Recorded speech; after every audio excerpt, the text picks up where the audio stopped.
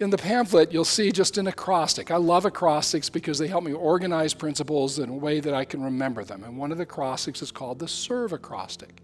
5 ways to learn how to serve other people. Number 1, smile. You have no idea the power of a smile. It can change the course of a conversation when you smile at somebody. One person walking into a room, there's been fascinating studies on this. One person walking into a room where they've got hidden cameras behind mirrors, just normal people in there having conversations. One person walks in with a big smile and smiles at somebody. In about 3 minutes, most of the people in the room are smiling. Smiling is infectious. It makes people feel welcomed. It makes people think that you are glad to see them. And there's this theory, we don't know for sure, but it's the idea that there's what they call mirror neurons in my brain, that when I see you smile at me, which tells me that you must be happy to see me, something in my brain says, okay, I'm going to smile back, and pretty soon I'm smiling at you. Those mirror neurons might also be why one baby crying in the nursery triggers all the babies crying in the nursery. They don't all have wet diapers, but suddenly they're all crying. But smiles have that ability to trigger that. Smiles are powerful in the sense you're more likely to get a job if you smile during the interview. You look 3 to 5 years younger if you smile. It's harder to think negative thoughts, to be depressed when you're smiling. But most of all, it just sends a message to people. I'm glad to see you. I'm happy to see you. So when I am done today with the sermon, we're all standing out there. I'm walking around seeing if we're smiling at each other. But make it even more personal than that. In the morning, what's the first thing the person you live with sees? Or is it a smile? If you're a mom, when your kids walk into the kitchen, is there a big smile on your face? You're glad to see them, even if they're little grumpy kids. When your spouse comes home in the evening, what do they get when they walk through the door? When you see a friend at school, is it a smile? There's people in this church that smile a lot. And I got to tell you, when I see them, immediately I light up. Smile. Second thing, E, is to explore and empathize. Another way to learn how to serve people is to explore, learn how to ask questions of people. Meaningful, deep questions about what's going on in their life and how they're feeling, and that go deeper than just the surface. I remember a friend of mine who had lost his job, and I was talking to him one day, and I said, how do you feel about your situation? He says, I trust God's going to take care of it. I said, well, I know that's what you believe, Gary. How do you feel about it? And it wasn't just the question, it was the tone of voice. It said, I care, I want to know. And he looked at me, and I can still remember his shoulders sort of went down. He said, kid, I'm scared. So here's someone who was giving sort of the appropriate answer up front. Here's what I'm supposed to do is trust God. But what was really going on inside of him, he was struggling. He was afraid of the future, and that led to a whole different conversation. If you just said, I trust God, yep, you're right, I'll be praying for you, see you later. There's no depth there, there's no connection there. But we ended up having a long conversation about his fears. As you get older, it's harder to find a new job. Employers tend to hire younger people.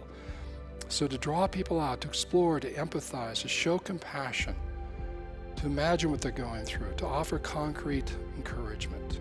Those are powerful ways to serve people. R stands for reconcile. Always be eager. If there's any tension in a relationship, someone seems distant, someone seems cold, press in. What have I done? It seems like there's something that's happened between us. Or maybe if we know we've done something, is to overcome our pride, kill our pride, go. I need to ask your forgiveness for this. I need to ask your forgiveness. Or if you see two friends who used to be really close and now you sense they're a little bit different, maybe God's calling you to be the reconciler, the peacemaker. But most of all is looking for those opportunities to reconcile people to God through the gospel. 2 Corinthians 5, Paul says that we are ambassadors for reconciliation. We've been given the ministry of reconciliation. Every one of us. To always be looking for opportunities where we meet somebody and we sense that the Holy Spirit has plowed the ground and opened the heart, and it's a time, an opportunity to share the gospel of Christ. I saw Rick do that last night at the wedding up on the rims with Brady and Allie, and he was preaching the gospel. And I had a sense he was preaching to someone in particular about the word of life. And I found out later on there were people in the wedding party that the bride and the groom really wanted to hear the gospel. And boy, Rick preached it. Storm was building to the west, coming in, rolling in front of us. Most of us were praying, Lord, hold back the storm clouds, hold them back. But Rick was there to reconcile people to God through the gospel. So smile, explore and empathize, reconcile. V stands for value. Just to show appreciation, thank you so much. Boy, I really appreciate how you do this. You know, if you're in a hotel and someone has been cleaning your room and you happen to see the housekeeper in the hallway, a room down, just go say, thank you so much for taking such good care of the rooms here. I love coming to your hotel. It's so clean. It's such a nice place to be. How often does a maid working in a hotel hear those words? Almost never. It's a gift.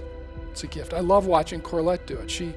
Every time she sees a law enforcement officer or the TSA people or the security up the airport, she goes out of her way to walk over and thank them for the work they do. Just love watching her example. Finally, E is to encourage. It's to give courage, to inspire, that in any conversation you have with somebody, one way you can serve them is what I call putting wind under their wings. It's like what lifts an eagle up to high altitudes as they find updrafts, and it lifts them up to heights. As Christians, we have the wind of the Holy Spirit in us. And every time we talk to somebody, if it's a barista down at Starbucks, a clerk in the store, whatever it might be, a friend, a coworker, someone we pass on the sidewalk, we have an opportunity to put wind under the wings, to give an encouraging word, and not just a superficial nice weather, Something that has some meaning and some depth to it. They walk away and they actually enjoy when they're out for a walk the next day. They're sort of hoping they run into you. I've got a friend named John Hughes, and every time he calls me and I pick up my phone and I see his name on it, even before I answer it, my heart is glad. Because I know in every conversation, John is going to encourage me. He's got a sense of humor. He's got a positive outlook in life. He's authentically interested in my life. He encourages me every time I talk with him. I end up with wind under my wings. Make that your goal too.